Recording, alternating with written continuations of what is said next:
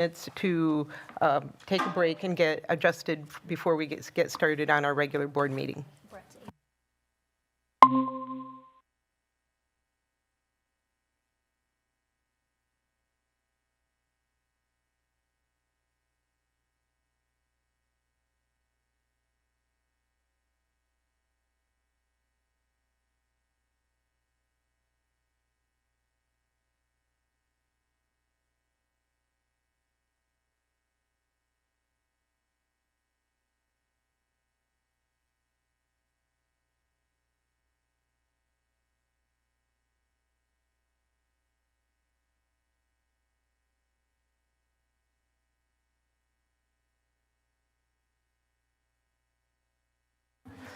The adjacent room is being set up for the overflow.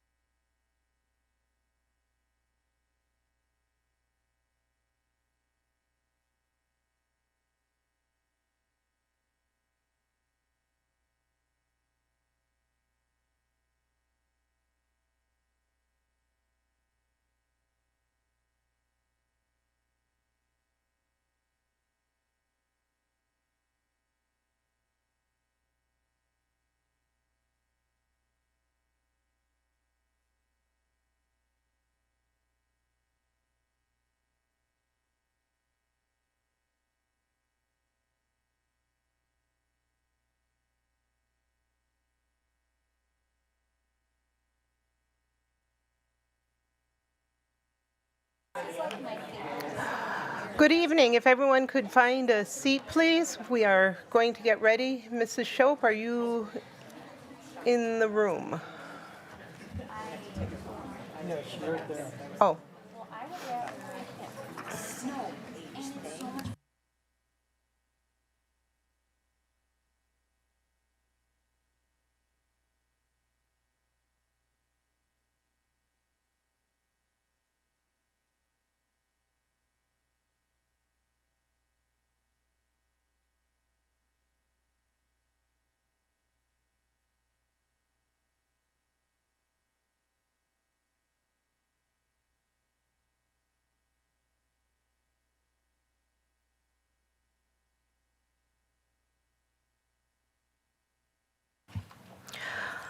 Good evening. I am calling to order the Tuesday regular board meeting, March 3rd. Mrs. Shope, can we get, and the time is 6:14. Mrs. Shope, can we get a roll call, please? Yes. Carol Fox, Here. Tom Hankins,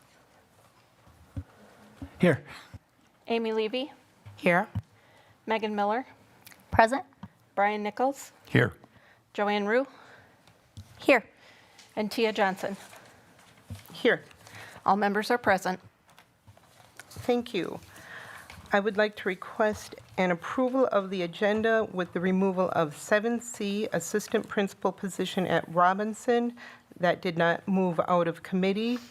7D, Lacrosse Cooperatives, that did not move out of committee. And 9B, conferring with legal. I spoke with our legal team this morning and feel comfortable with moving ahead. So moved. Second. Motion by Brian Nichols, seconded by Carol Fox. Any discussion? Joanne? I'm sorry, Mrs. Rue? Oh, no. No problem. All in favor? Aye. Aye. Aye. Aye. Any opposed? Motion carries. Tonight, we have the honor of having Principal Fonda Lewis here to introduce some Gaston Bandits to lead. No? Aldridge. Oh, was there a change in the? Thank you. So we have Mr. Joe Vrydock to introduce Aldridge Middle School students for leading us in the Pledge of Allegiance.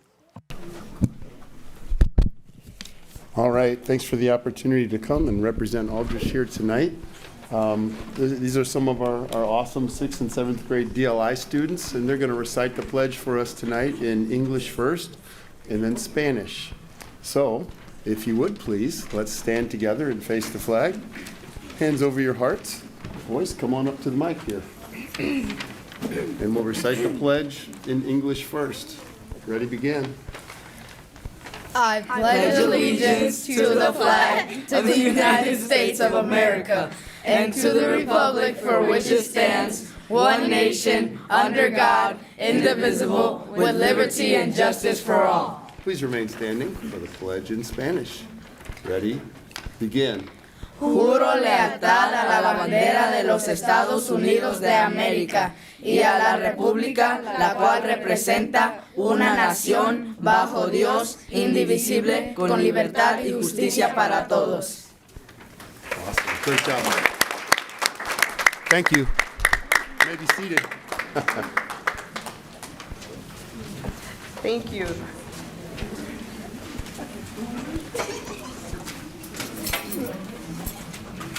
Next is the board president's report.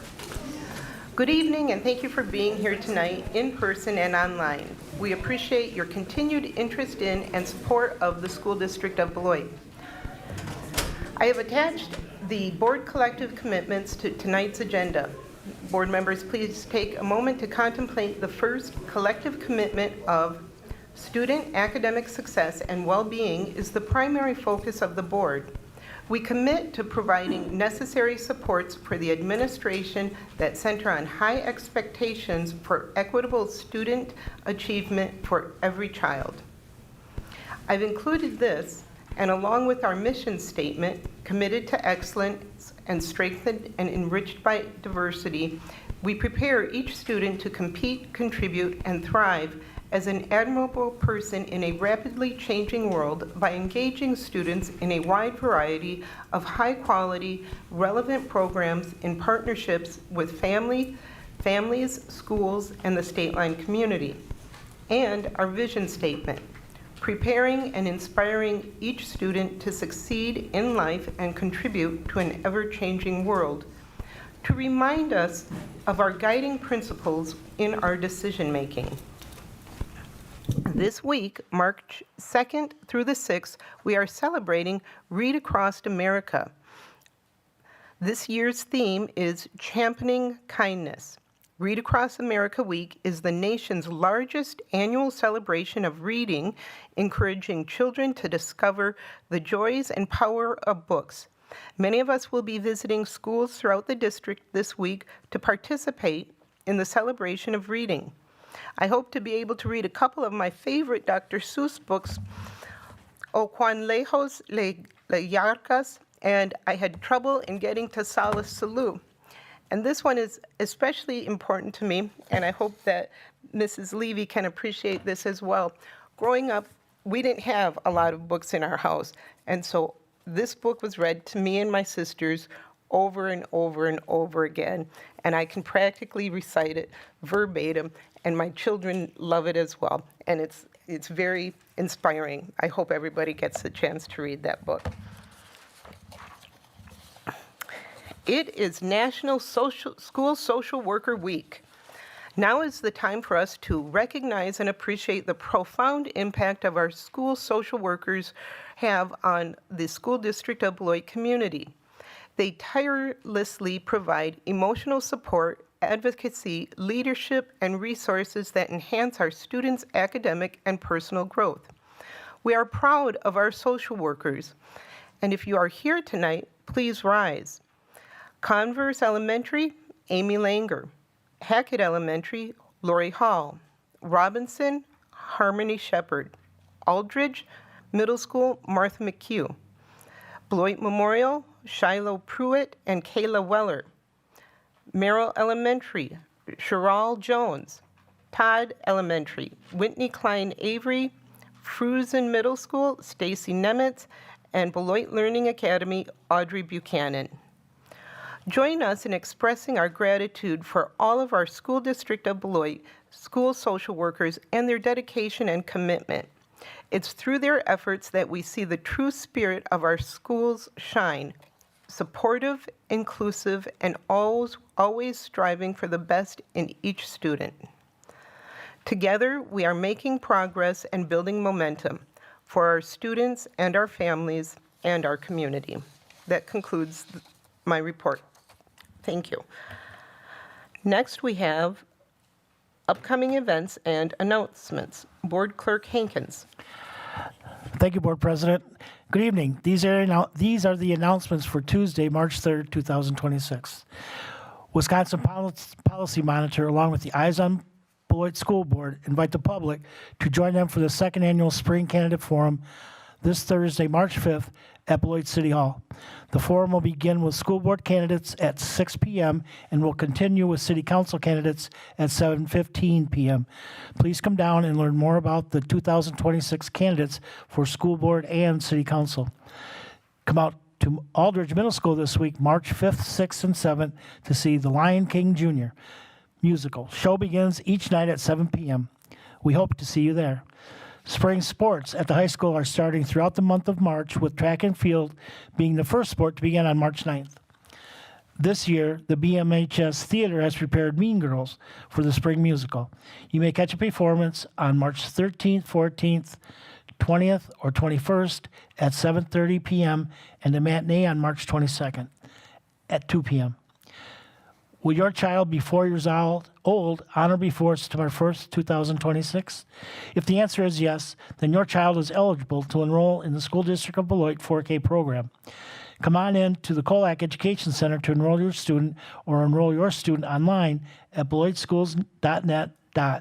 Don't delay, enroll today. Meetings coming up and being held at the Colac Education Center include special Teaching, Learning, and Equity and Pupil Services meeting on Thursday, March 5th at 5 p.m. Special board meeting workshop on Wednesday, March 11th at 5 p.m. Policy and Human Resources Committee on Monday, March 16th at 4 p.m. Teaching, Learning, and Equity and Pupil Services meeting on Tuesday, March 17th at 5 p.m., followed by the regular board meeting at 6 p.m. And a personal note, I'm happy to be back. I had some surgery done at the end of January, and I missed a few meetings, but I'm very happy to be back. And thank you for my colleagues for keeping my back. But that's the announcements for tonight. Thank you, Mr. Hankins, and we are glad to have you back and healthy. Next, we have recognitions. Tonight, we have recognition of Karen Parison, Carolyn Lynch, and the volunteers for the Knowledge Flows Tutoring Program. Dr. Anderson. And first of all, if I mispronounce your name, it is entirely not on purpose. Tonight, the Board of Education would like to recognize Carol Lynch, liaison between the School District of Beloit, and Karen Parsinian, who coordinates the Knowledge Flows tutoring program at the River of Life United Methodist Church on Wednesdays. This program is for Robinson students in grades 4 and 5, as well as some Aldrich 6th grade students who were part of the program last year. These students attend tutoring every Wednesday night from 3 o'clock to 5:30 p.m.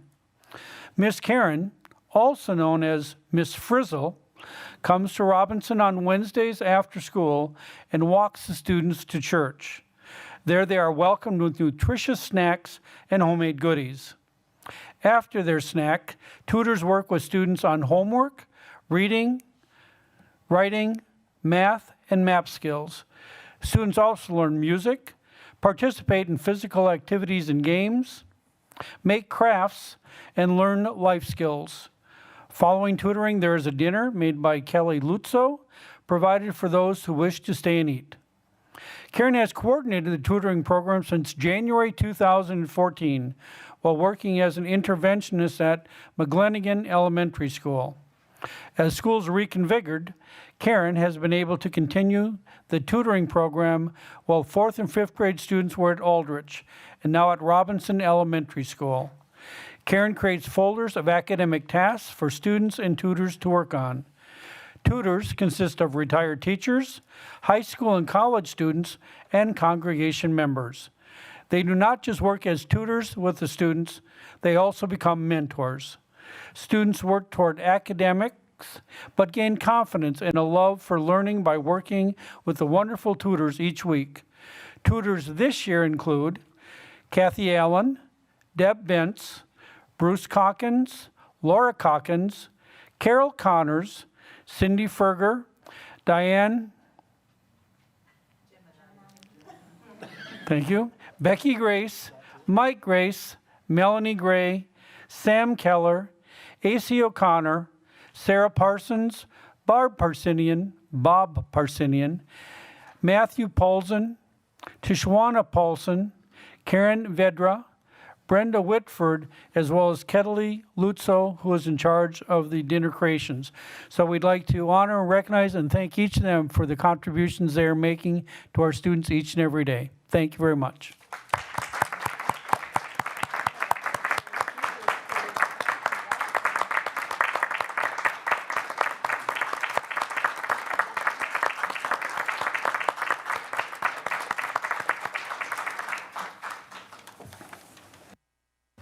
Thank you, Dr. Anderson, and to our volunteers. It really does take a village.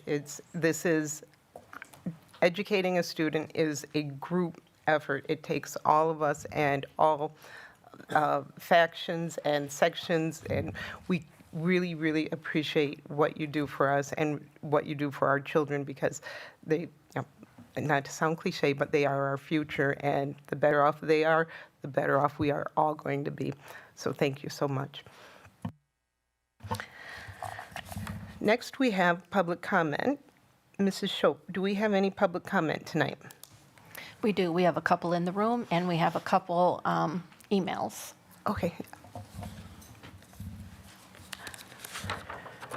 Members of the public are welcome to attend all open meetings of the Board of Education.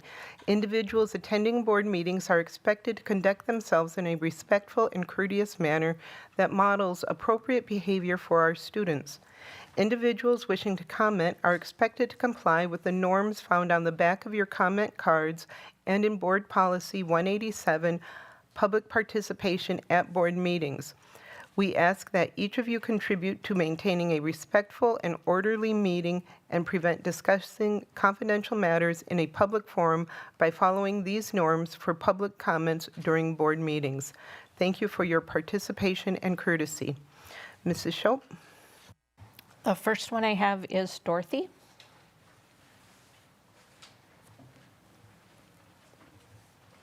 Good evening, my name is Dorothy Hill, I'm a resident of the city of Beloit. Good evening. My name is Dorothy Harrell. I'm a resident of the city of Beloit and a proud Purple Knight from the class of 1967. Okay. Last week, the League of Women Voters and the NAACP held very successful candidate forums for school board and the city council. The reaction on social media was swift but predictable. It exploded with critique and criticism of only one candidate. In a 5-paragraph post, 2 entire paragraphs were devoted to Amy Levy, and although they say Amy is, and I quote, not representing anyone but herself, that is exactly what is happening with this post. These social media rants tend to be the opinion of one individual, not representing anyone but herself. I think we have to be careful to note that these posts are not offered for the truth of the matter, but a position on issues before the board, and in this case, it appears to me to be a targeted attack that may serve to influence the upcoming election. I, too, am opposed to the requirement for a unanimous vote in order for the proposal to be accepted. I have no opinion on the proposal. I left the classroom teaching over 30 years ago, and I have not reviewed the proposal in its entirety around educational goals. So my position is about opposing the requirement that they have a unanimous vote. Why does one group get to change the procedural rules and we immediately say, okay, we'll do it? Again, the false narrative that was presented as a reason why a program failed in the past was presented with no information or facts to prove the program failed due to the vote of the board. The board is not on site, not in the classroom, nor in a position to give staff instructional directions on what to do. So their commitment or lack thereof did not cause the project to fail. Our election is next month. The board sitting here today may not be the board that oversees this program. The interim superintendent sitting here tonight may not be the superintendent to oversee the program. These 2 important variables are inconsistent with the continued requirement for a unanimous vote to receive these grant monies to demonstrate that administration is all in. This may not be the administration that's all in. Although social media asserts this is no time for politics, that is exactly what I see happening. This is all about politics, and I urge you to read the example given for requiring a unanimous vote as not being unusual. It concerns a required vote for a tax levy. The clear language of the statute expressly says, and I quote, tax may not be changed unless authorized by a vote of 2/3 of the members elected. So the example they give is there's a 7-member board, 2 members are absent, so of the 5 people present, there has to be a unanimous vote. That does not mean that a unanimous vote of the board. It was the unanimous vote of those present at that meeting. This program, even if successful, is not all that Beloit needs. The National Institutes of Health has determined that socioeconomic status has the greatest impact on reading proficiency. Significant inequity in income has created differences in educational opportunities. Poverty and low reading levels are interconnected. Large-scale change in improving education may require a broader look at the Beloit community and what, if anything, is being done to eradicate or lessen income disparities within our community. Thank you. Thank you, Mrs. Harrell. Mrs. Schultz? Next, I have Rodrigo. Mrs. Shope, Board Member Miller yielded time to Dorothy. Thank you. Hi, my name is Rodrigo. I'm a senior at Beloit Memorial High School, and I was going to come to talk about the lacrosse program that was on the agenda, but I caught a little bit of the committee and you deciding not to approve it to the full board. I heard we don't have much money from what I'm understanding, which is very hard to hear because I wanted this program to come to Beloit Memorial High School because I've been playing lacrosse since I was about 8 years old, and I really wanted the sport to come to the high school because I know a few other kids expressed their playing for the sport. And so I contacted Mr. Gratz, the AD at the high school, and I said, why don't we do the co-op? And so we've been doing it since the start of my sophomore year, and it's finally gotten to the board.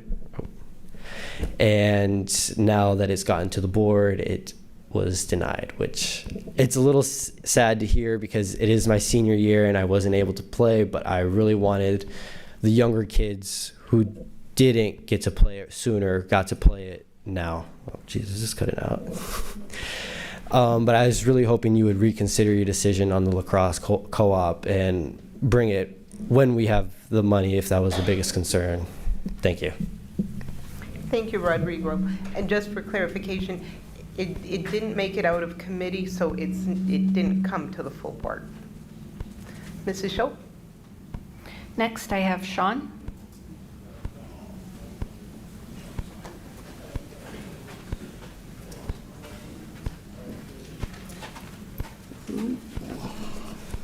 Good afternoon.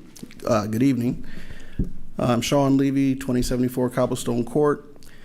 This evening, I'm speaking in favor of an agenda item discussing the Historical Black College and University's Rising Knights College Tour and funding by the board to be added to a future agenda so that it can be decided if this program can be supported financially. I do understand that we are in a time of limited resources, but like many of the wonderful opportunities that students in Beloit are involved in, it takes more than the school day that happens from 7 to 3. This Rising Knights tour in some iteration has been going on since the 80s. Myself, a Purple Knight from 1995, participated through the work of Michelle and Regina, the students that we have. There's an extensive network of HBCU graduates that have come from Beloit that have gone on to earn college degrees, and it has enriched the social capital of our community. A failure of the board to find a way to support this program would truly be a loss. Thank you. Thank you, Mr. Levy. Mrs. Schopp? That's all I have in the room. I just have a couple emails. Go ahead when you're ready. The first email is from Mary Ann and Robert. Dear Beloit School Board members, we live just a few blocks from McNeil School and are urging you to sell McNeil to Rock County Christian School. Do what's right for our neighborhood and for our community. McNeil was built using taxpayer dollars to be a school, and it can and should continue to be a school, even though you chose to close it. Tell us publicly why you're hesitating to sell to Rock County Christian. You can't use the excuse that you don't want to encourage competition because Rock County Christian School already exists in our city. They are private, religious, and have submitted a good offer to you. What legal standing do you think you have if you refuse to sell to them? Robert and Marianne. The next one I have is from Nora. Hello, I have heard that the school board will be discussing the future of the DLI program this month and want to share my strong support for this program. My husband and I own a home in the Beloit School District, and the DLI program is the main reason that we enrolled our children in Beloit Public Schools. Our decision was based on the considerable body of evidence showing that students in dual language immersion programs test higher in reading and math than students in monolingual programs, as well as the excellent reputation of Beloit's DLI program. It is extremely important to us that our children's education be high quality and position them for excellent jobs and engagement in their communities. I have concerns that my children will not receive this level of education in Beloit Public Schools outside the DLI program. Unfortunately, if my children are no longer able to access DLI, it is likely we will unenroll them from Beloit Public Schools.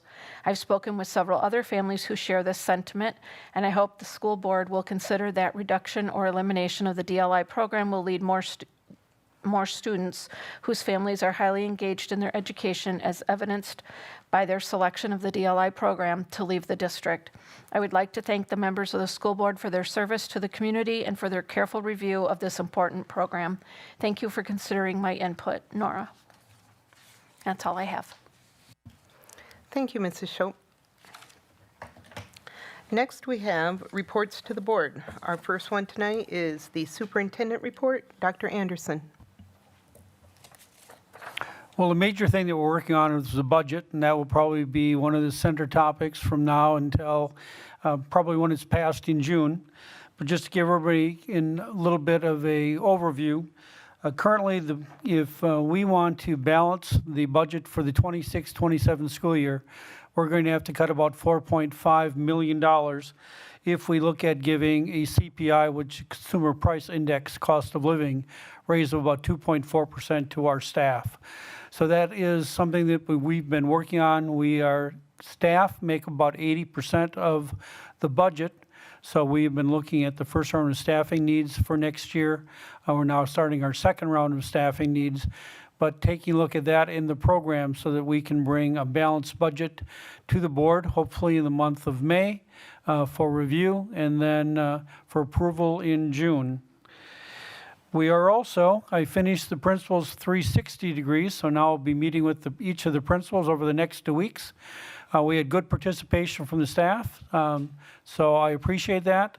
And I think that the information contained will be useful to the principals as we set goals for the remainder of this year and for next year. At our next meeting, one of the presentations that I'm going to put on the board is for the elementary alternative school, and for also the alternative school we're looking at Fruzen. We already have alternatives at the high school, and we do have an alternative school at Aldrich. We're looking at expanding those programs so that some students that may not fit into the normal classroom, we will have some options for them. Those presentations should be next in 2 weeks. So if you are interested, please make sure that you come. It's already been mentioned that on March 9th, we have a special Teaching, Learning, Equity, and Pupil Service meeting to talk about the DLI program. So if that is a program that interests you, please look. One of our goals is to try to see what type of a program we can sustain over the next 3 years in fully staffed. So that will be the focus of our discussion. And I think that covers my report. Thank you. Thank you, Dr. Anderson. Before you put that away, would you mind repeating how much do we have to cut? What are we looking at?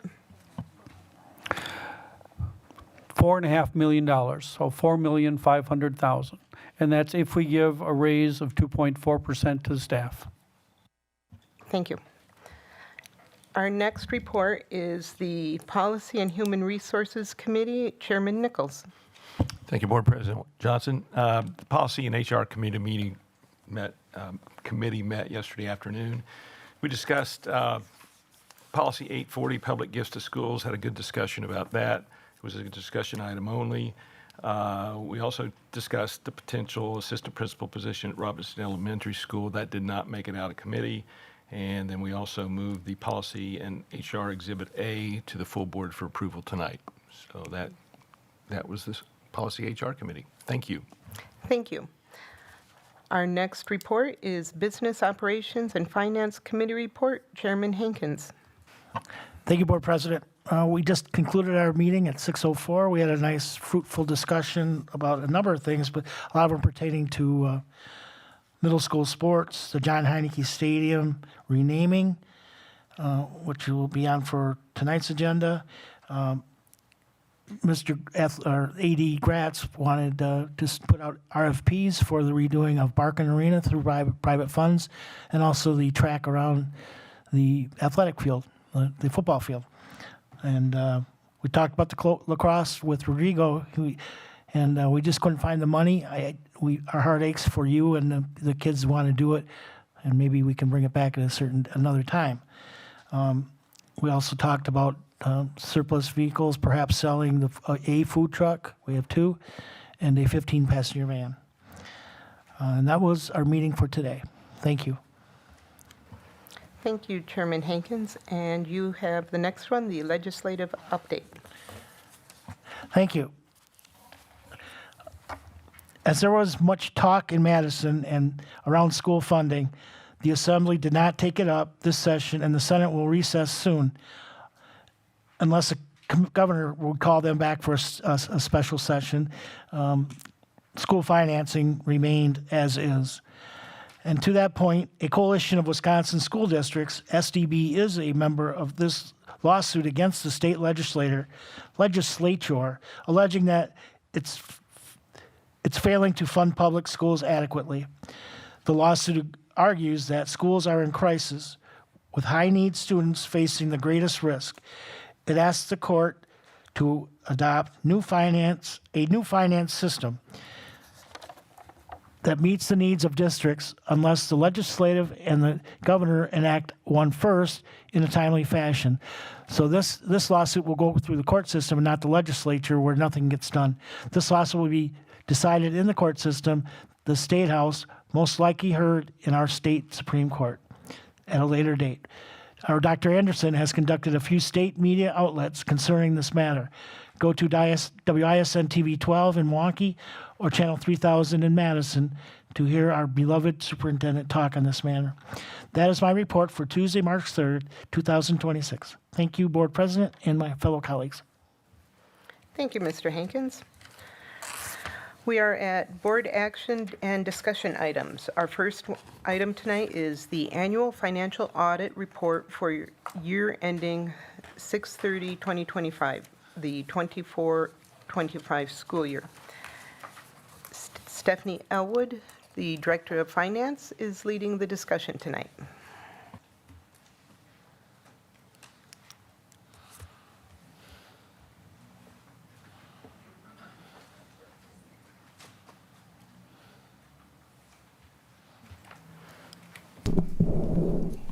Good evening and thank you. Tonight we have our representative from Lauterbach and Amann presenting our audit findings, our audit presentations, Christina Dahmer. So I am going to turn over the presentation to Christina. Thank you.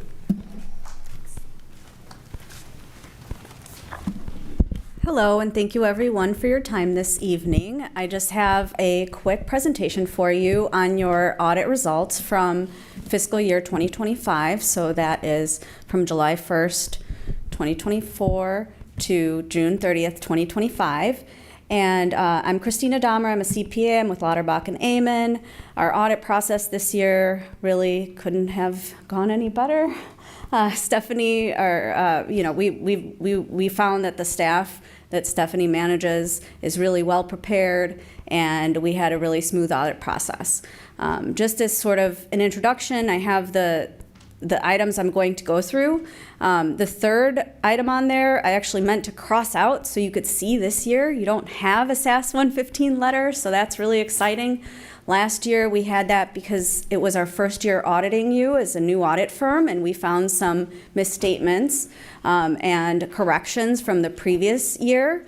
And some of those are just changes and differences in how we view things, but it did result in a SAS 115 letter, which we don't have this year. So I'll go over the rest of these items, but generally the audit process entails two parts: the preliminary fieldwork and the final fieldwork. And the preliminary fieldwork focuses on us coming out and taking a look at your internal controls, looking at how Stephanie manages her staff, what the staff do, and if there's, covers or controls over all of your processes. So for example, if somebody is performing a bank reconciliation, we want to see that there's a review. And then based on that preliminary fieldwork, we come back and do final field work, which involves actual testing. There's two types of audit testing that is done: analytical testing and substantive testing. Analytical testing is comparing your results to your budget, for example, or looking at trends from previous years. And then that helps us hone in on where we need to do our substantive testing, which is actually looking at transactions and testing those on a very detailed basis to make sure that all of your line items are accurate and in the right places. So that's really the overall audit process, and it does result in some deliverables, which we have before you: the annual audit and the management letter. And then the single audit is something that is also completed for federal compliance, since you do receive in excess of $1 million in grants. You're required to do what's called a federal single audit. So what that means is, based on the guidelines that the federal government gives us, we have to choose programs to test, and then we complete that. So we're in the process of concluding that for the district at this time. It does go along with the audit process, but we have 3 months after the audit to kind of get that done. So we're concluding it in March. We can go on and take a look at the details here. So the overall process is there. There's a fancy little GIF for you to look at, but we'll just keep moving on since I talked about it narratively. The eventual result of this is a communication to the board, which is that SAS 114 letter. It goes through all of the things we do as part of our audit process, and I just really explain that at a high level here tonight. The biggest things to note are there's a statement that has to be made if there were disagreements between the auditors and management. I'm happy to report there weren't any. And as I mentioned, we got rid of that SAS 115 letter, which is a communication of deficiencies that rise to a higher level because of materiality for whatever purpose. And so since last year we had restatements, we had that a special letter to the board. We don't have that this year because we didn't have anything that rose to the level of a material weakness that we would have to report to you. So that is really great news. And then we can move on to really our claim to fame as your auditor. Lauterbach and Amon is just that one page, well, it's really 3 pages now, the audit opinion. And the result of this is, of course, you had a clean, unmodified opinion, which the district has had for many, many years. Our responsibility is giving you that assurance, that opinion, that your financial statements are materially correct in line item and in presentation in the deliverable that you have before you. And then, of course, it's management's responsibility under the board's direction to maintain the finances and the trial balances of the district. So we can move on to the next one. And that then results in the wonderful financial details that you have in your report. So just to summarize the hot topics in these financial statements, of course, the general fund, starting on page 11, reported a net increase in fund balance this year of $471,000 approximately. That is an increase this year. The prior year it was a decrease, so I know it's not a lot, especially considering the number that was just thrown out for next year's budget, but it is a favorable result in comparison to the prior year. And then in fiscal year 24, so that's an error there, typo. In 25, we had a fund balance of $10.96 million with unrestricted fund balance of $8.8 and $2 million restricted. However, as you're aware, over the past few years, you've been falling under the fund balance threshold that you set for yourself as a board of 18% target. That's detailed in the financial statements, so you can see what that number is. But there is some work that needs to be done. There's obviously a couple of options there. You could change your policy, or you could work to work towards it.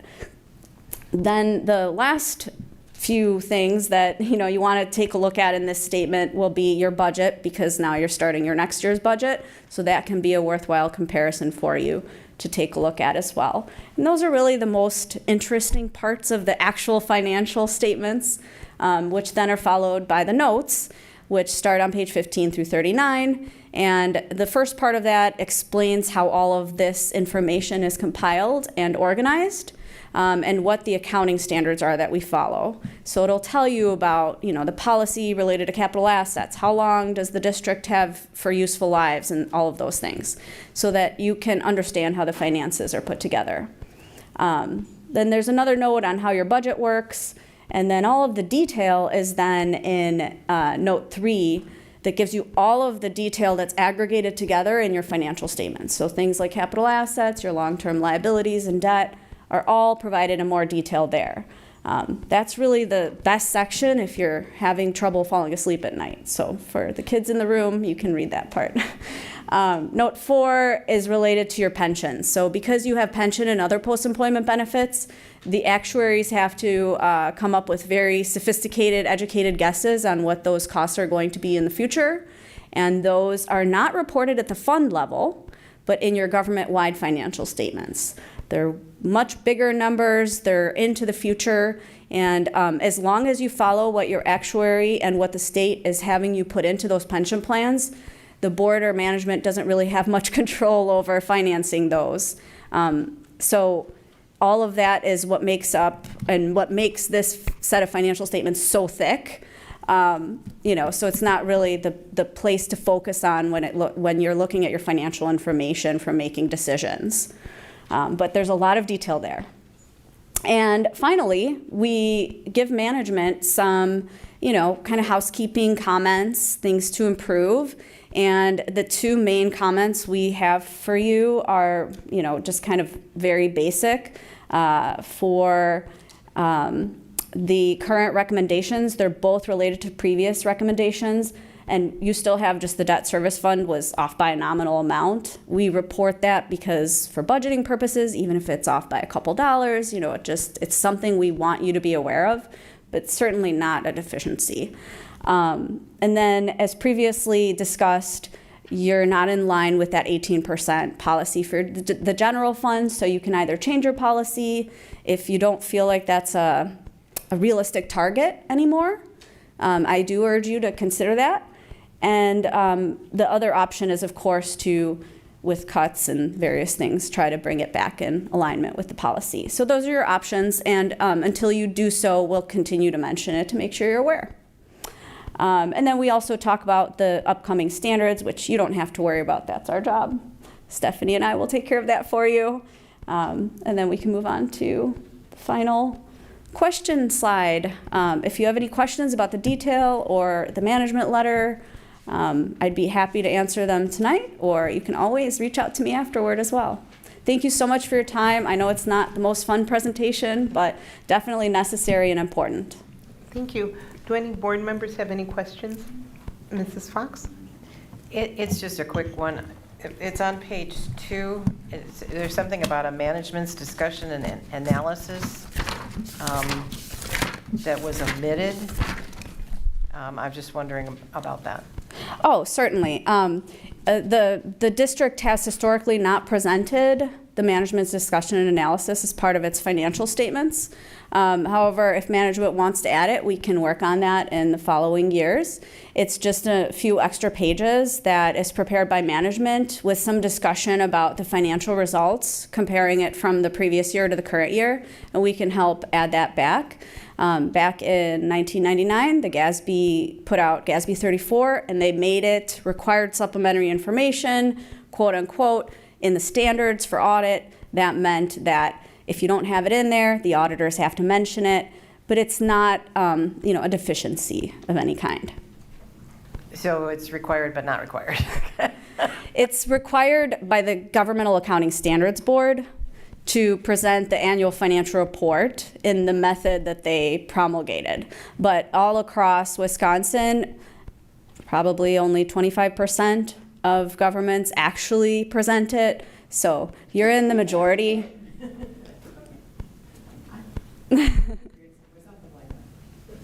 It is more work and more resources, so it's gone by the wayside.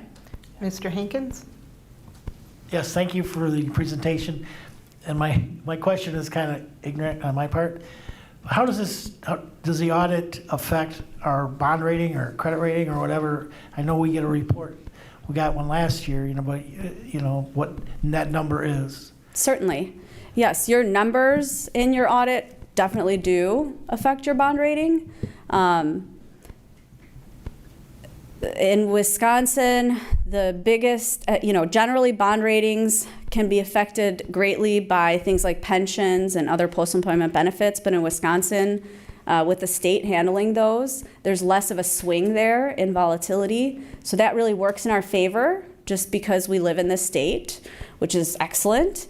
But then they also look at basically everything else except for your capital assets. So if you have, larger amounts of debt, that's obviously going to work against you. Your fund balances might work against you. And then especially if you have a target like your 18% and you're not hitting it, that could also work against you. So it might actually work for you if you change that target and then are able to hit it. Yes. And on that, who designates the bond rating? What? Moody's or S&P are the two organizations. Okay. They're independent of everybody, and so they are the ones that hire the people that do the bond ratings. Okay, thank you very much. No problem. Ms. Miller? Thank you so much. This was a actually very interesting presentation, and I just wanted to point out, so anybody who wants to see any of this information, typically all of our audit reports, I mean, I know this is posted on Board Docs, but it is posted on our website, and so I just want to make sure, if it's not currently up, I'm sure it will be shortly posted, so anybody at home who wants to take a very thorough look should be able to access all of that on our website, and it's also posted on Board Docs. Thank you.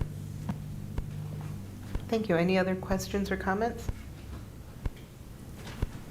Thank you very much. Thank you.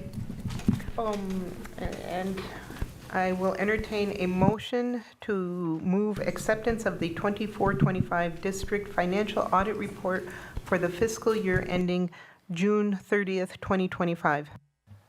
So moved. Second.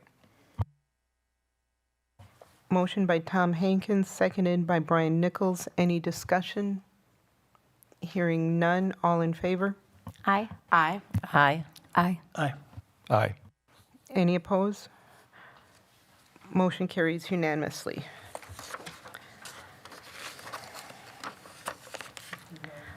Our next item is the Hendricks Family Foundation proposal. The purpose of this is the Hendricks Family Foundation exists to support local organizations that strengthen and sustain a thriving Beloit community. Improving educational opportunities and outcomes for children in the city is our highest and most important priority. With this in mind, the Hendricks Family Foundation respectfully submitted a communication as a contingent offer of support to fund a turnaround pilot project at one elementary school in the Beloit School District. Funding for a pilot project allows the district an opportunity to test strategies that may offer scalable and sustainable solutions to improve academic achievement. Dr. Anderson? Tonight, we get to vote on this, and this is one that I am enthusiastic. I hope that the board approves this so that we can go on. I think that we have shown, I think schools and principals have acknowledged a willingness, and staff members also a willingness to take a look at these particular programs. There's obviously, if it is approved, we have work to do in all of what I'll call the details, but I think this is something worthwhile. If we can help more children learn to read at a higher level than they currently are because of these programs, they will have been a benefit to our district. Thank you, Dr. Anderson. Are there any discussions? Ms. Miller? Thank you. Just because I had asked about it last time, and for those of you who are following along, I did just want to clarify that we had a wonderful meeting on Saturday. All of the issues that we had previously discussed as a board were addressed. It was a very good discussion, and I'm grateful to the couple of teachers who showed up to observe and chat afterwards. So I just wanted to clarify, one of my bigger concerns was whether or not it might be possible to make sure that the seats match student need in terms of placement. And while the details will certainly shake out as we continue to work through the process, should it move forward, that would be a possibility as long as the participating school has the infrastructure and staff in place to be able to support those seats. To support those seats moving. And so I just really appreciate the Hendricks Family Foundation being open to, considering some of the realities. There's always that theory versus practice of education, right? So a lot of things work in theory, and then the rubber hits the road, and we find out other things. And so I just definitely really appreciated that. And then my final comments to then the board, and I know that we've alluded to this already. Should this pass, could be a great first step. We have, as we heard about earlier tonight, other tutoring opportunities already in the community as well. Hopefully we will continue to see more. It is the job of our board to lead our district to a stronger, resolute vision on taking action on literacy with intentionality and strategic planning and goal setting. And since this agenda item happens to come right after our financial audit and Dr. Anderson's previous comments about our upcoming budget, I would just like to put into the conversation to my colleagues on the board that We remember that our budget should be designed to fund our priorities, and I look forward to helping support this program should it move forward with additional strategic goal setting, planning, and budgeting that prioritizes literacy, early literacy, and just supporting our students for K through 12. Thank you, Ms. Miller. Brian Nichols. Yes, I move approval of accepting the Hendricks Family Foundation proposal of $2.5 million for a high-intensity literacy pilot program with the condition that an agreement will be finalized and approved by the foundation and the Board of Education. I second. We have a motion by Brian Nichols, a second by Carol Fox. Mrs. Levy. Well, thank you. That motion came so fast. I just want to do this in two parts. One, I just want to get an explanation of the motion. Ms. Shope or Mr. Nichols, if Ms. Shope doesn't have it, could you repeat the motion? And the reason I'm asking you to repeat it is I want to make sure that this is a two-step process. One, if we give approval tonight, it's approval to form a contract, and then that contract will come back before the board, and that is a separate vote that would also need to be approved. Would you like me to read it? That was my request, please. Okay. Move approval of accepting the Hendricks Family Foundation proposal of $2.5 million for a high-intensity literacy pilot program with the condition that an agreement will be finalized and approved by the foundation and the Board of Education. I would offer an amendment that we are moving for. I just wanted to be very clear that we are moving forward to create a contract that will come back before the board. It makes me a little nervous to say move approval of the, and I apologize, I'm forgetting your language. Like, yes, we're doing this and the contract is an afterthought. For me, it's important to be very clear that we're moving forward in good faith to potentially to develop a contract, and then it's a two-step process. That contract has to come back for full consideration by the board. So I'm wondering if that adjustment would be accepted. Okay, before you respond, Mrs. Levy, so the motion is exactly as it is found on the agenda, and here the word agreement, you can substitute contract there, and it says an agreement will be finalized and approved by the foundation and the Board of Education. Does that satisfy your amendment request? Yeah, my internet is being a little tricky, so thank you for highlighting that. Give me 1 second, please.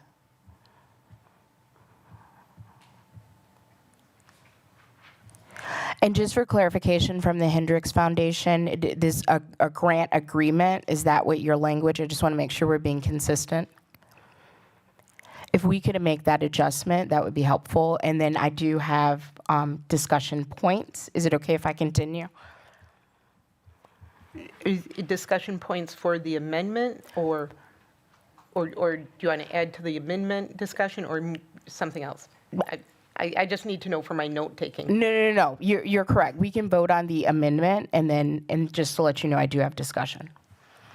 Okay, so would you please reread your amendment? No, I just want to. I want to be clear. There's feedback. Thank you. Just want to be.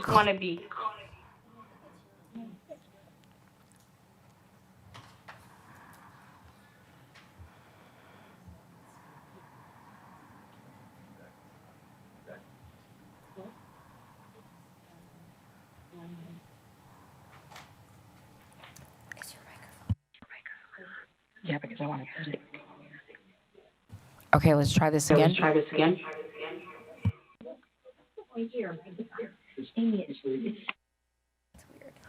All right, am I good now? Thank you. All right.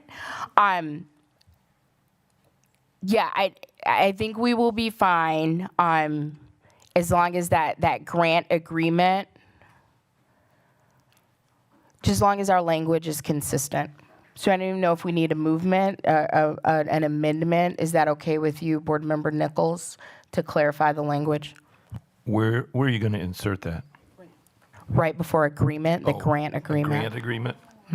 Yes, I'm fine with that.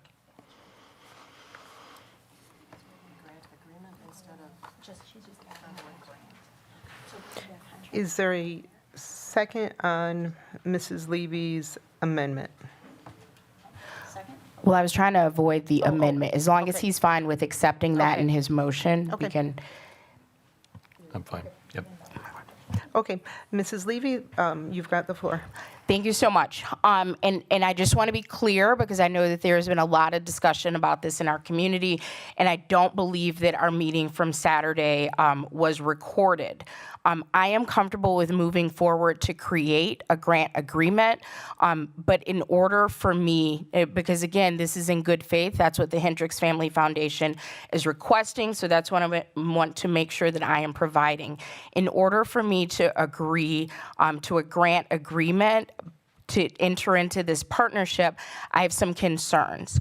Specifically, I am looking for this grant agreement to include decision-making authority in areas of autonomy to be very clearly stated. For example, pilot location, number of slots per grade, and slot assignments. Defined outcomes and accountability measures. I am hopeful that we can come to agreement with that, but any agreement entered in by the district, I think needs to protect the district. And specifically, I'm looking for the agreement to clearly state that the school district of Beloit will not be financially liable if there are any unmet outcomes.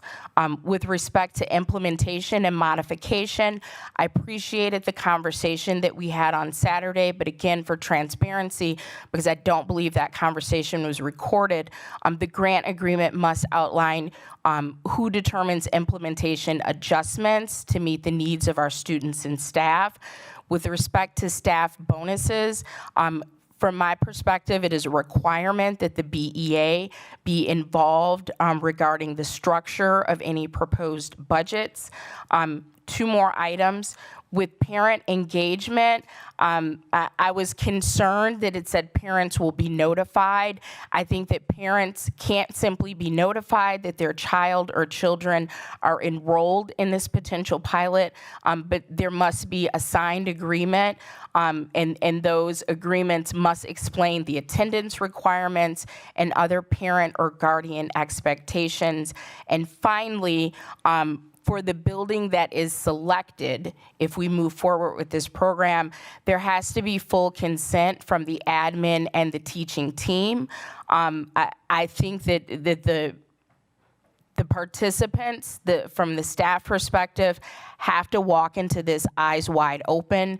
So they need to be fully aware of what will be expected of them with respect to changes in teaching or administration practices and receiving and responding to feedback. Thank you. Thank you, Mrs. Levy. Dr. Anderson, did you want to respond to any of those, or Ms. Forsyth? Okay.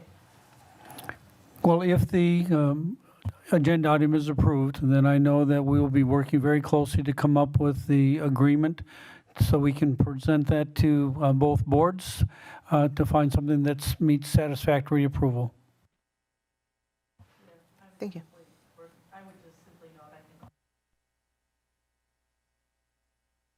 Thank you. Any other discussion? Just if you could either repeat or if Ms. Forsyth could go to the mic just for anyone who's watching at home. I believe she said the understanding was that those would be mandatory.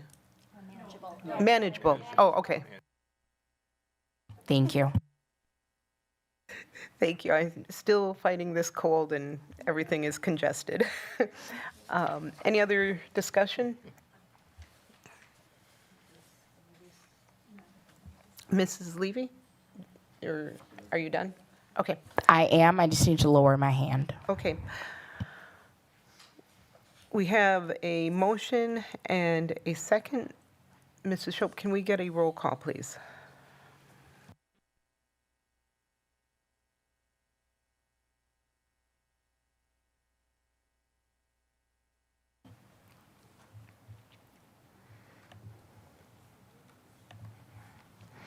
Carol Fox, Aye. Tom Hankins, Aye. Amy Levy, Aye. Megan Miller, Aye. Brian Nichols, Aye. Joanne Rue, Aye. and Tia Johnson. Aye. Motion carried unanimously. Thank you. Thank you, Mrs. Furseth, for being here tonight, and thank you, Mrs. Schopp, for helping with that vote. Our next agenda item is the discussion of the sale of the McNeil property. Last time we met, there were potentially 3 interested buyers in the McNeil property. The third bidder has indicated that they will not be submitting an offer at this time, and there do not appear to be any additional interested parties, so discussing this now in open session should not negatively impact any ongoing negotiations. During open session, we may discuss general information related to the property and the process. However, we should avoid discussing specific details of the offers, such as dollars, amounts, contingencies, or other negotiation details. If discussion begins to move into matters that are appropriate for a closed session, I will pause the conversation and ask the speaker to redirect their comments accordingly. This approach is intended to ensure we remain in compliance with legal requirements and to protect the board and the districts from any potential claims of improper disclosure. The closed session portion for the offers to purchase the McNeil property is to discuss any questions regarding the specifics of the details of the offers. Once the sale and purchase process is complete, all records will be subject to open records requests. Thank you for your attention to these guidelines. Dr. Anderson, is there anything you'd like to add? Well, since we've been talking about the budget and the dollars, and I grew up believing that a dollar is a dollar, we are selling a piece of property. My recommendation is that the board should sell that piece of property to the highest bidder. Thank you, Dr. Anderson. I did speak with our legal team this morning, and what we can disclose is there is obviously an offer from Rock County Christian School District for the McNeil property for it to be used as a school, and there is an offer from McCarthy Investments for the property to be used as a community center, including mental health services. Is there any discussion before I continue?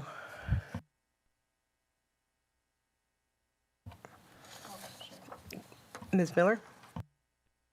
I think so, but I just want to clarify, when would be a good time to discuss, like, is this your opportunity to discuss both offers and for purpose reasons? Sorry, that was almost a silly thing to say. Okay, so I would just say, I'm aware that there has been a rumor, and I know I jumped in on Facebook a couple times about, like, people feeling like there was like a storage unit or something that we were considering. And I would just like to make it very clear, because so many people did write in or weigh in about the potential use, that one of 7, if it were a decision between Rock County Christian School and a storage unit, of course, like, I would be in favor, as I'm one of 7, but I'm assuming, would the majority, if not all of the board members, because it's important to us to do something that adds value to the entirety of the community. Specifically, like Board President Johnson said at the very beginning of her comments with our collective commitments, we have to add value to our students as whole children, which includes benefiting their needs, their families' needs, and of course, our larger community's needs. So just wanted to insert that. Thanks. Thank you. Any other board members?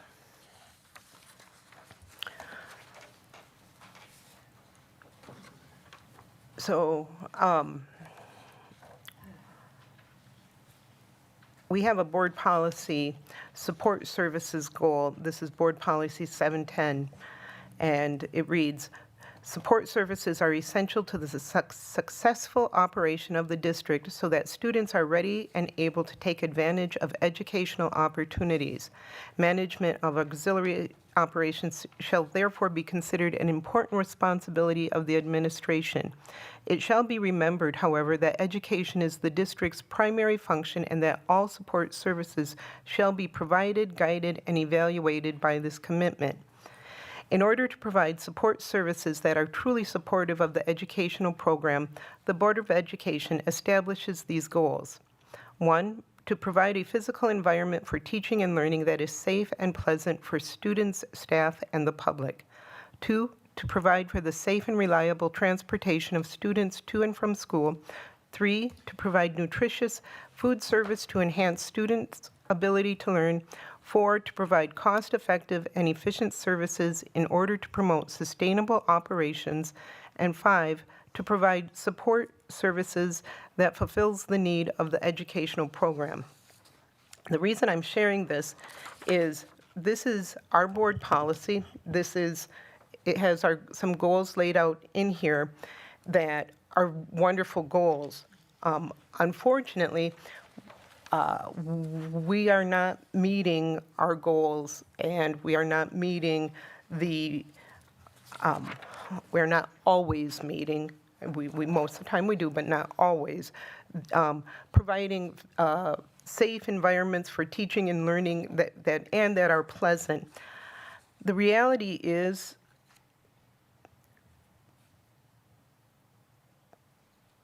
Beloit is a depressed area, not just economically, but we're emotionally depressed, and several of our students are in need of a lot of the services that can be provided by one of these offers.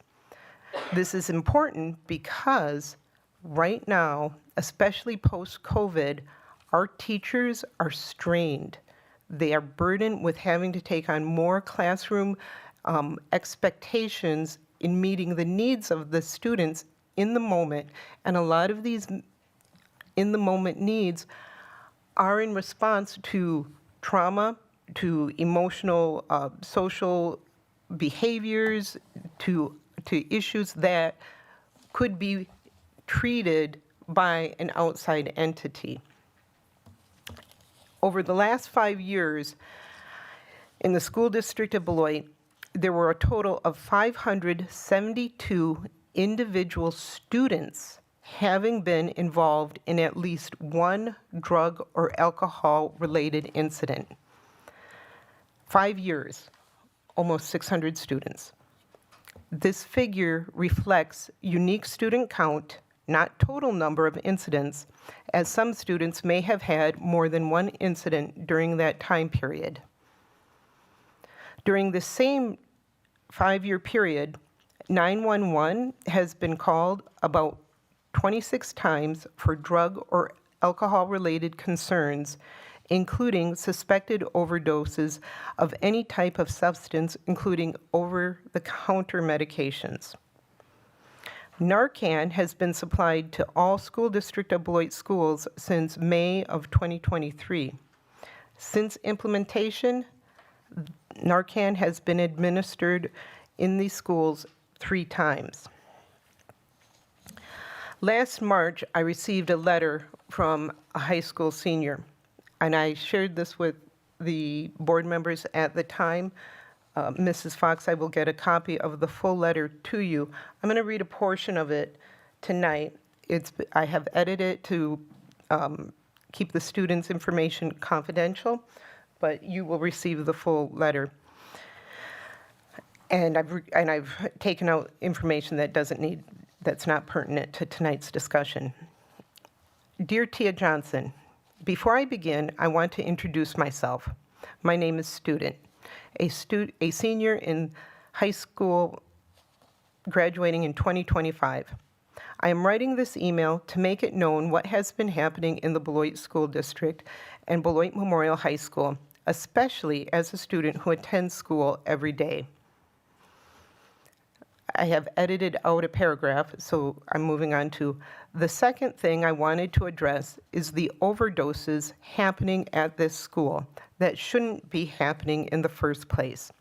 Why is it becoming normal seeing students laying down on the floor or hearing children say so calmly that someone is on the floor laying down?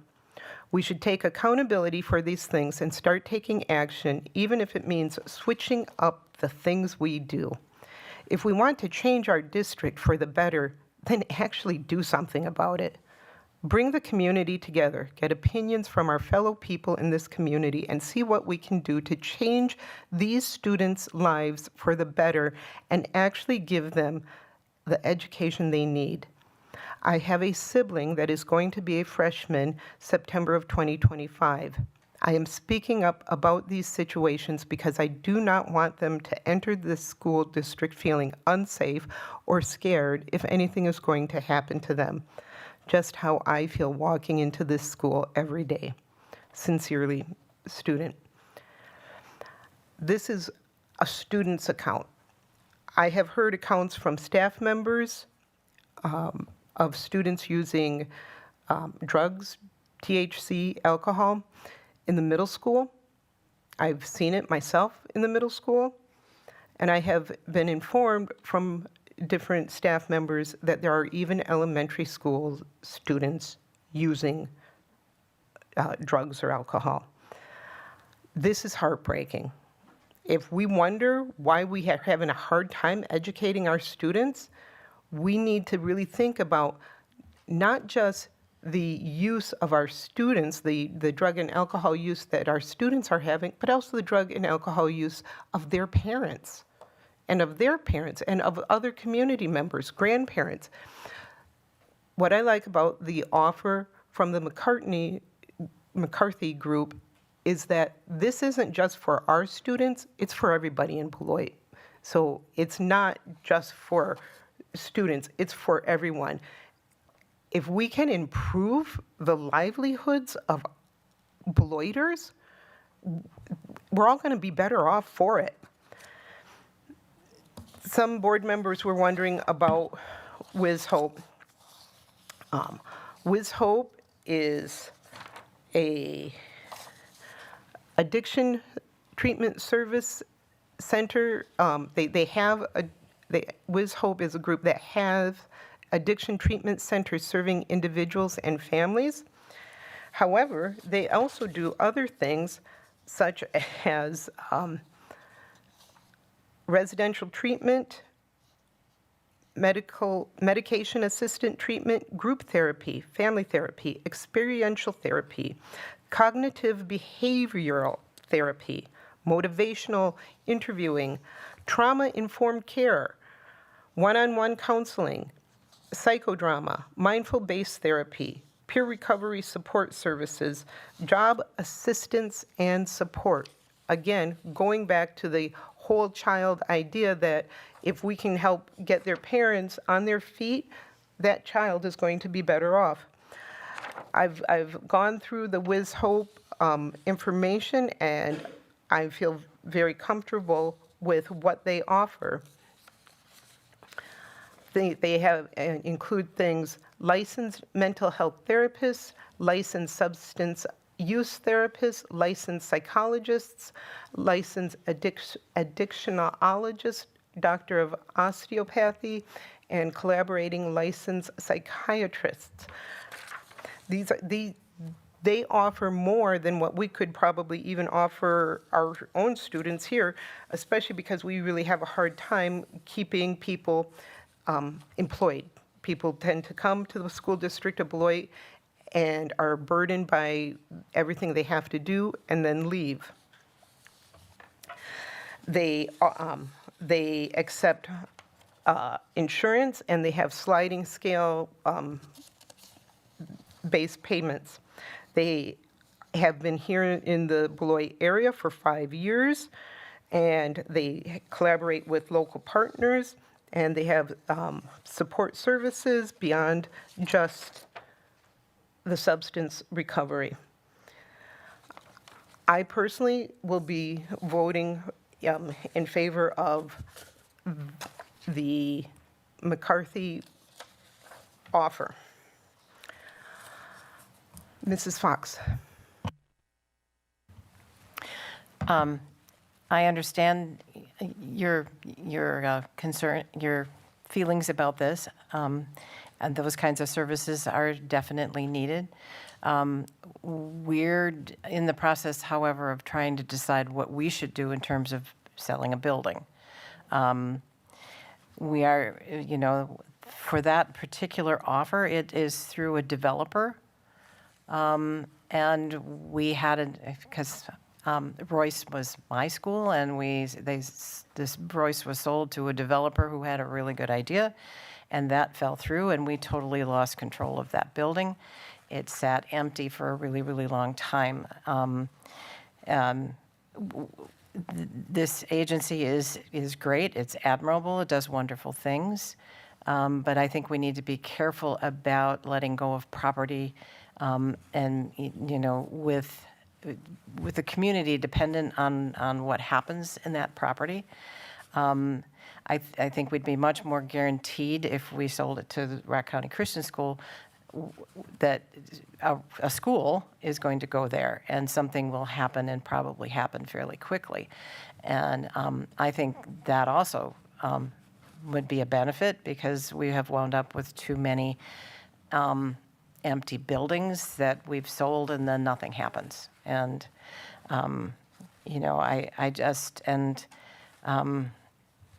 so I'm kind of leaning the other way. Thank you, Mrs. Fox. And I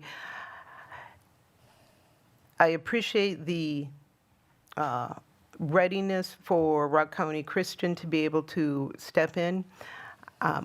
Again, my opinion is the long-term savings that this would bring the district in staff retention, staff morale, student behavior, academic improvement.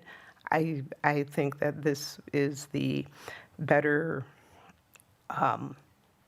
option for the board. Mr. Nichols. Thank you, Board President Johnson. I hear both sides of the equation, and I have to say that I lean with Mrs. Fox. Wiz Hope's been here for 5 years and already employed, and I mean, I can just share that I have personal experience, not me, but someone close to me, and I can tell you I've been through the whole thing, and it all sounds really good when you're going into it, but the success rate is not. It might be 50%. I don't know the exact number, but it's a low number.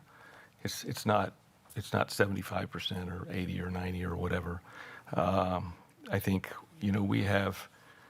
I think as Mrs. Fox said, yes, the building is. If we sold it to that group, it's an investment group, and investment groups can change their minds, as you apparently experienced at Royce. They can change their mind and move somebody out and move somebody in, and you lost control of it. So I think that the other offer is the best. It's a school. It's been a school. It was built as a school, and it could continue to be a school. And so, albeit not ours, we're in a different world today than we were 25 years ago. So that's like there's two auto parts stores next to each other, and there's restaurants next to each other, and there's churches next to each other, and so we need to. I think we need to seriously consider the Rock County Christian offer.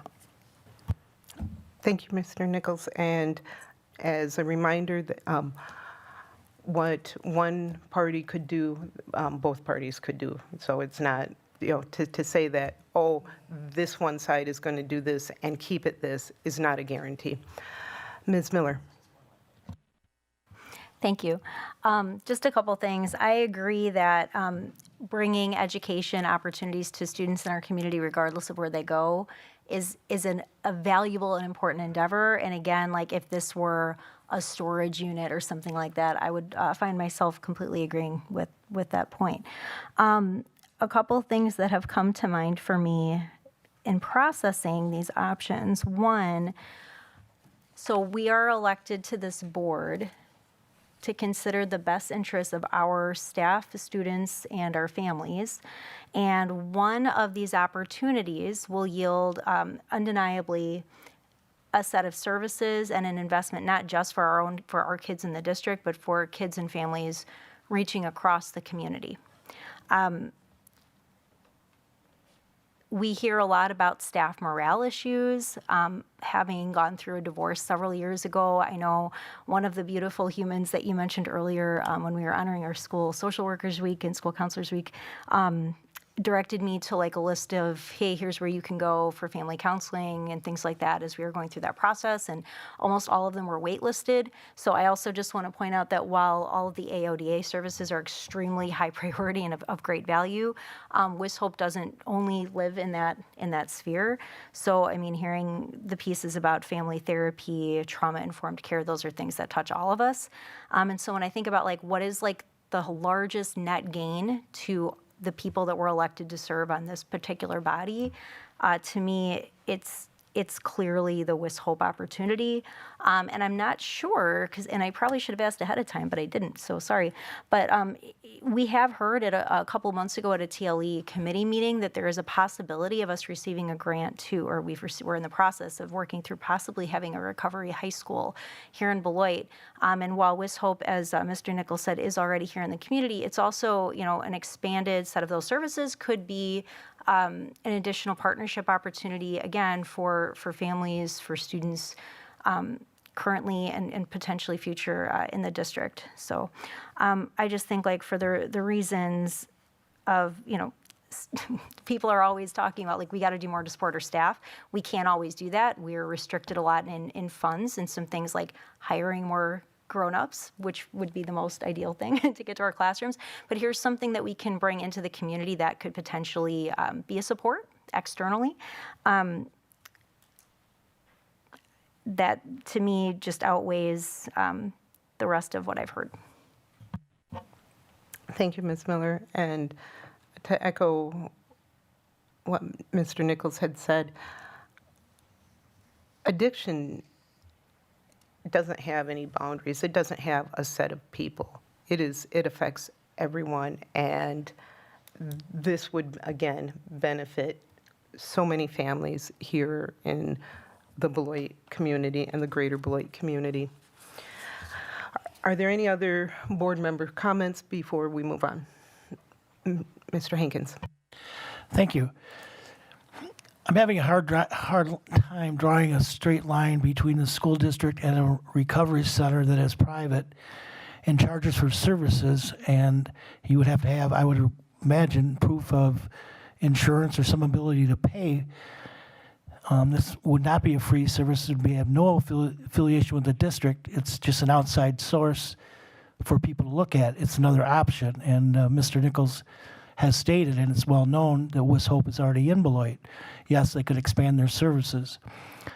So I have a hard time. I agree with the school district can't solve all society ills, and that's not our charge. Yes, we do need to take care of our parents of our students and our students. But this, unless you have an ability to pay and a way to get them there and go to treatment, there is no straight line. I mean, it's just like other services in this community, and like WisHope is right now. As our charge was to sell this building and to benefit, yes, the property, what its final use for, is definitely on everyone's minds. But also, we need to look at our budget and what we need. I mean, we're all short. And, I'm just saying, there's another charge in there that we have to be careful of our fiscal responsibility also to the district. And I think Rock County Christian, yes, you can say it's competition, but they're already here, they're established. They do offer a Christian education, which we don't. There are some people who go there not because of the Christian education, It's a private school, funded, and yes, we will lose some students to that, but we need to make sure our product, we have a good product in the school district. We have to keep building on that. We got to keep selling it. And with that, we will retain some of the students and hopefully get some more in to come to Beloit School District. That will happen with time, but it'll take concerted effort to do that. Thank you. Thank you, Mr. Hankins. Yes, Rock County Christian is established here in Beloit, so is Wiz Hope, and both offer wonderful products to our Beloit community. However, I think to say that it's not going to, that like it's going to have some cost to us by selling to the McCarthy Group, no, we don't pay for the students to go there unless there is grant money through pupil services, and maybe Executive Director Ms. Beavers can speak to that. That's I don't know how that funding and stuff work.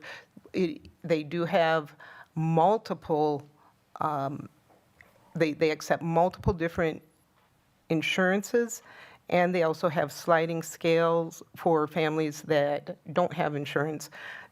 So there are other, this is not something that is just, hey, a flash in the pan entity. They are doing good work and providing good services. I do believe that the school district of Beloit can be a stellar school district, but it's going to take this board making good decisions, keeping what's best for kids for first and foremost. Not what's best for some kids, not what's best for the kids on the west side, what's best for all of our kids. Folks, I'm going to have a really hard time facing our staff when I go to do read in our schools. If we say, hey, we decided to vote and sell this property to a competitor that will take some of our students out from enrollment, and we will lose those dollars that go with those students, as opposed to selling it to an entity that can provide services for our students' families, for anybody in the community.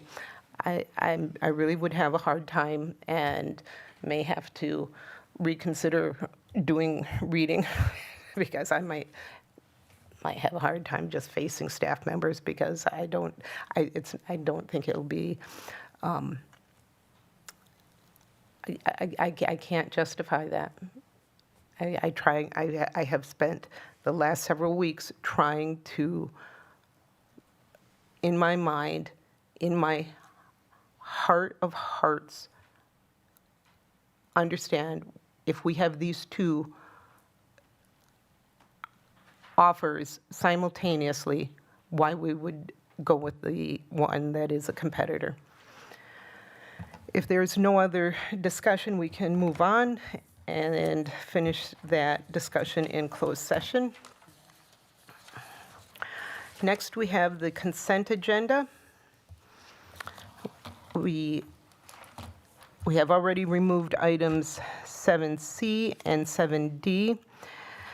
Typically, there is no separate discussion of the items unless a board member so requests, in which event the item or items will be removed from the general order of business and considered in their normal sequence on the agenda. Are there any board members that would like any items removed? Mrs. Levy. Thank you. Could you please remove what was previously item 7H as in Henry, which I believe now is 7F as in Frank? Can you read the title of it? Is that approval of special meeting minutes February 24? Yes, ma'am. Thank you. Any other board members' requests? Can I get Mr. Hankins? Yes, could you please reread which ones we're pulling from consent? C, assistant principal position at Robinson Elementary. D, lacrosse cooperatives. H, approval of special meeting minutes, February 24th. Thank you. Okay, can I get an approval then? This would be items B, E, F, and G. So moved. Second. Motion by Brian Nichols, seconded by Amy Levy. Any discussion? Hearing none, all in favor? Aye. Aye. Aye. Aye. Any opposed? Motion carries unanimously. Mrs. Levy? I just need to abstain. I wasn't able to attend that meeting. Okay. Oh, and actually, I apologize. I just messed this up. February 17th.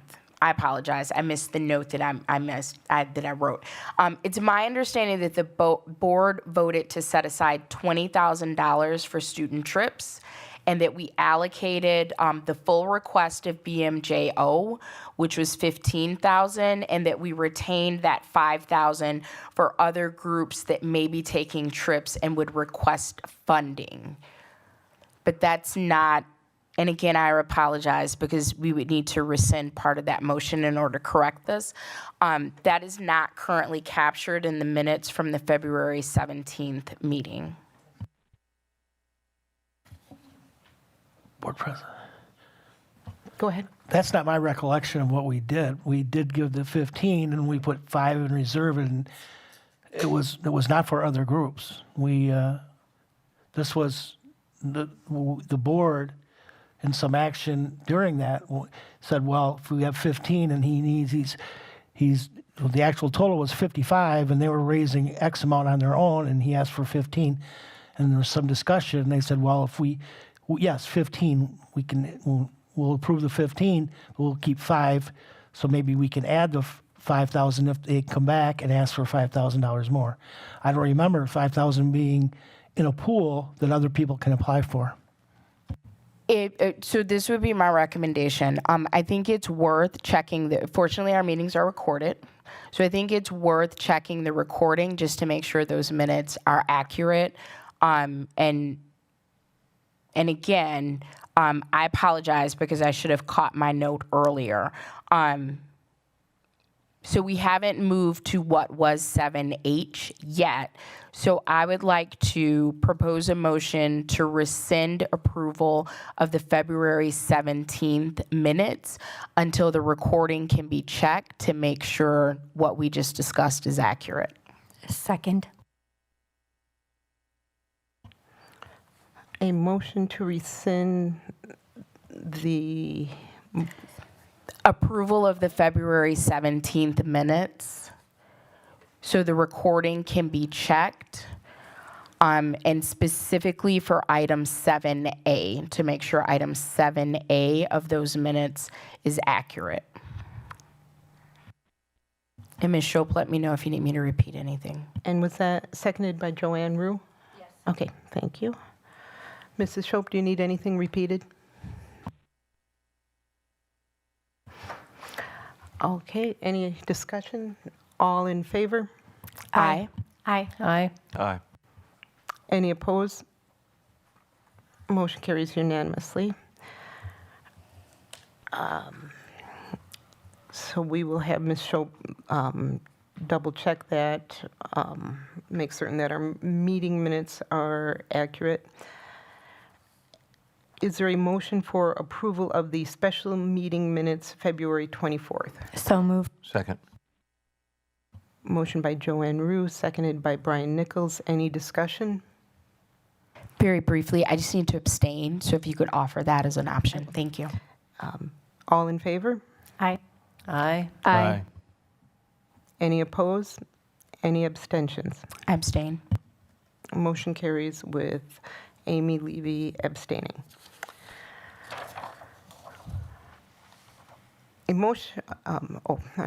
Our next item tonight is Human Resources. Policy and Human Resources Committee Report, Employment Recommendations, Exhibit A. Are there any open session questions? Mrs. Levy. Thank you so much. Wondering why for the special education paraprofessional position that it's listed as temporary? Human Resources Executive Director Dee Dee Almendarez will come and answer that. Good evening. At this point in the year, the paraprofessional positions and a lot of our hourly positions are offered on a temporary basis with the intent to renew them as a permanent hire for next school year. The reason for that is that these positions will not have the ability to get sufficient compensation to properly sign on to all of our benefits, et cetera. So it's a practice that we've done since I've been here. And so they're hired at the rate of pay as a temporary employee, and then they get a letter with a guarantee to return for next school year. Okay, so this is new to me, so I appreciate in advance your patience. If I'm understanding you correctly, okay, so paras are eligible for benefits, typically. Is that accurate? That is accurate. Okay, but because this is classified as temporary, is this position not receiving benefits? So they would not be eligible for benefits, again, because of their inability to be able to pay for said benefits throughout what's left of the school year. Whose inability to pay? Because we're paying for the benefits, right? But they pay for their portion of the benefits as well. Okay, that's new information. So we offer benefits to some employees, because I want to keep this appropriate for open session. And some employees don't have to pay for their benefits, but other employees pay into that? The district only pays a percentage, for example, of our health insurance.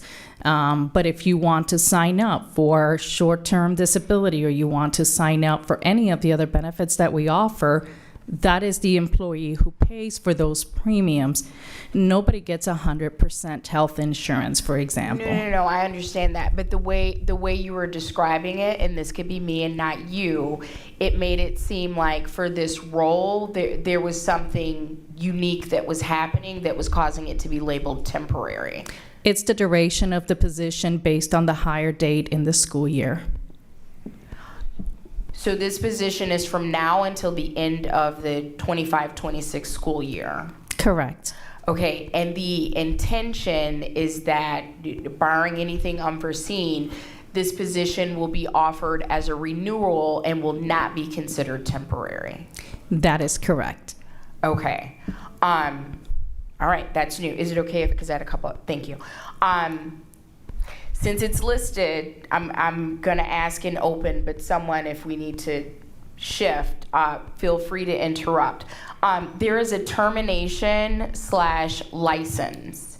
I just wanna make sure that I'm understanding that notation. Was that failure to make significant progress to obtain a necessary license? That is correct. Okay, thank you. You're welcome. Are there any other open session questions? Are there any closed session questions for Exhibit A? I would entertain a motion to approve Exhibit A. So moved. Second. Motion by Brian Nichols, seconded by Carol Fox. All in favor? Aye. Aye. Aye. Aye. Any opposed? Motion carries unanimously. Our next item is executive session. Typically, the board meets in closed session per state statutes listed below to discuss items in this section of the agenda. The public is excused from this portion of the discussion. A motion may be made and a vote taken to convene the Board of Education into closed session pursuant to Section 19.85, Parent 1, Parent F of the Wisconsin State Statutes for the purpose of reviewing the expulsion orders of the independent hearing officer, pursuant to Section 120.13, Parent 1, Parent E 4.H. of the Wisconsin State Statutes, and the Board of Education shall, upon review, approve, reverse, or modify the orders, and pursuant to Section 19.85, Parent 1, Parent E of the Wisconsin State Statutes relative to the purchase or sale of property negotiating public funds. Is there a motion? So moved. Second. Motion by Brian Nichols, seconded by Carol Fox. Mrs. Schultz, a roll call, please. Joanne Rue? Aye. Brian Nichols? Aye. Megan Miller? Aye. Amy Levy? Aye. Tom Hankins? Aye. Carol Fox? Aye. And Tia Johnson. Aye. Motion carried unanimously. The Board of Education may reconvene to public session in order to take any action, if necessary, on items discussed in closed session. Thank you.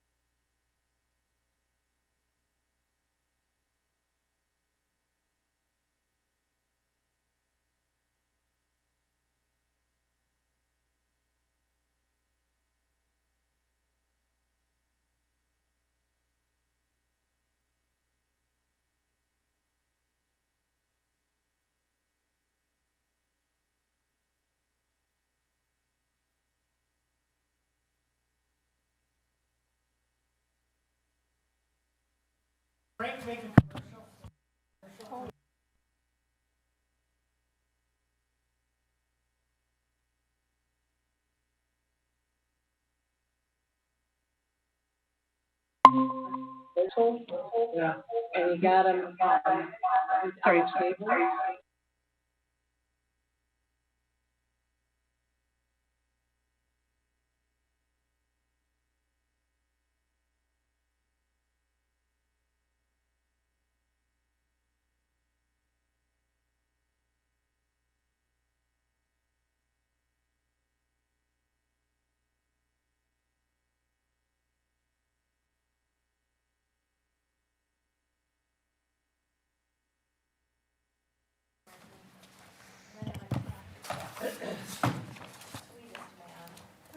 It is 9:23. We are reconvening in open session to take action on items discussed in closed session. I'm sorry? Oh, it should be on the,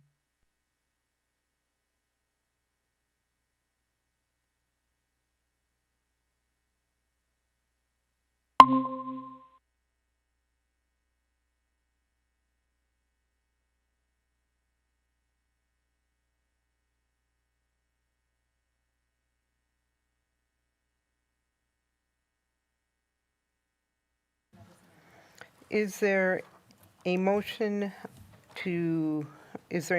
on the purchase of the McNeil property? I move approval and acceptance of the offer to purchase the McNeil School by Rock County Christian School. Do we need to put the amount? I don't think so. You're just approving the offer. Yes, approving, The offer to purchase. right. Is that good? As presented. I'll second. We have a motion by Brian Nichols, a second by Tom Hankins. Any discussion? Just a request, could we have a roll call vote, please? Any other discussion? Mrs. Shope, when you're ready. I'd like to just clarify, the motion was move approval and acceptance of the purchase of McNeil School by Rock County Christian School as presented? Yes. Okay. Oop. Carol Fox? Aye. Tom Hankins? Aye. Amy Levy? Nay. Megan Miller? Nay? Brian Nichols? Aye. Joanne Rue? Aye. Tia Johnson? Nay. Motion carried 4-3. Thank you. Is there a motion to adjourn? So moved. Second. Motion by Amy Levy, seconded by Brian Nichols. Any discussion? Hearing none. All in favor? Aye. Aye. Aye. Aye. Aye. Any opposed? Motion carries unanimously. We are adjourned at, oh, I took my glasses off. 9:26. Thank you. Everyone have a good night.